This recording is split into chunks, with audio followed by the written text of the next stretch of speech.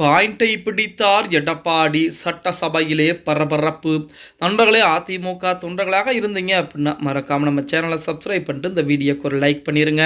கர்நாடகாவில் மேகதாது அணை கட்டுவதற்கு அந்த மாநில அரசு முயற்சி எடுத்து வருகிறது. இதற்கு எதிராக தமிழக சட்டமன்றத்தில் நேற்று தினம் தீர்மானமும் நிறைவேற்றப்பட்டது. அதில் எதிர்க்கட்சி தலைவர் உதயநிதி குறிப்பிட்ட திருத்தங்களையும் இணைத்து தீர்மானம் நிறைவேற்றப்பட்டது. இதை திமுக ஆதரித்திருக்கிறது. அதே நேரத்தில் தீர்மான விவகாரத்தில் சட்டமன்ற விதிகள் மீறப்பட்டிருப்பதாக இத்தீர்மானம் யாரை மகிழ்விக்க நிறைவேற்றப்பட்டது என்று எடப்பாடி பழனிசாமி கேள்வி எழுப்பியிருக்கிறார்.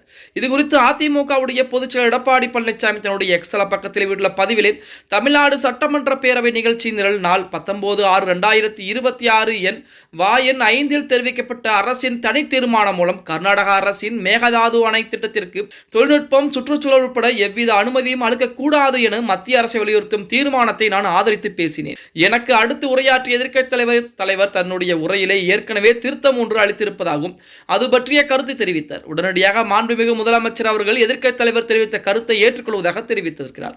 நடுவர் மன்றம் அமைப்பது தொடர்பான ஒரு பத்தியை இணைக்கலாம் என தெரிவித்தார்கள். இது பொதுவாக தீர்மானத்திற்கான திருத்தங்கள் முன்மொழியப்பட்டு வழிமொழியப்பட்டு பேரவையில் பின்னர் தான் சேர்க்கப்பட வேண்டும். வாக்கெடுப்பிற்கு விடப்பட்ட மாண்புமிகு முதலமைச்சர் அவர்கள் எதிர்க்கட்சி தலைவர் கொண்டு வந்த திருத்தத்துடன் கூடிய தீர்மானத்தை முன்மொழியப்படாமல், வழிமொழியப்படாமல், விவாதிக்கப்படாமல், வாக்கெடுப்பிற்கு விடப்படாமல் நிறைவேற்றப்பட்டிருக்கிறது. சட்டமன்ற விதிகளுக்கு இது முற்றிலுமே புறணானது அப்படிங்கிற மாதிரி எடப்பாடி பழனிசாமி சொல்லியிருக்கிறார்.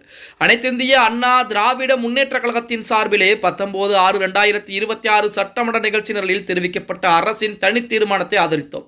தவிர முதலமைச்சர் கடைசியாக மொழிந்த இடைச்சொற்கள் தீர்மானத்தை நாங்கள் ஆதரிக்கவில்லை. திருத்திய தீர்மானம் அரசினர் தனி தீர்மானமாகாது. இத்தீர்மானம் யாரை மகிழ்விக்க, யாரை வஞ்சிக்க என்று கேள்வி எழுப்பியிருக்கிறார் எடப்பாடி பழனிசாமி. இது தமிழக வெற்றி கழகத்திற்கு புதிதாக ஒரு சிக்கலை ஏற்படுத்தி இருக்கிறது அப்படின்னே கூட சொல்லலாம். மேகதாது அணை என்பது கட்டுவது பார்த்தீங்க அப்படின்னா நம்ம தமிழக விவசாயிகளுக்கு எவ்வளவோ பிரச்சனை கொடுக்கும்.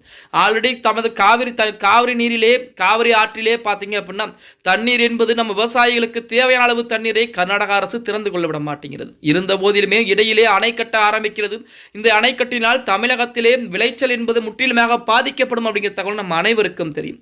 அதற்காகத்தான் தற்போது தமிழக வெற்றி கழகத்தின் மூலமாக ஒரு தீர்மானம் கொண்டு வந்திருக்கிறார்கள். அந்த தீர்மானத்திற்கு கூடிய பிரச்சனையை மட்டும் எடப்பாடி பழனிசாமி சுட்டிக்காட்டியிருக்கிறார். அந்த தீர்மானத்திற்கு ஆதரவாகத்தான் அதிமுக இருந்து கொண்டிருக்கிறதே தவிர அதில் இருக்கக்கூடிய பிரச்சனையை மட்டும் தான் சுட்டிக்காட்டியிருக்கிறார்.